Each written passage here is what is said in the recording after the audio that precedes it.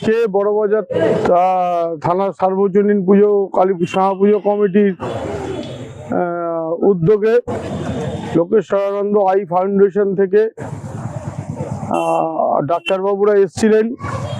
আমাদের 300-350 সহনাগরিক প্রবীণ নাগরিকদের চক্ষু পরীক্ষা হয়েছে।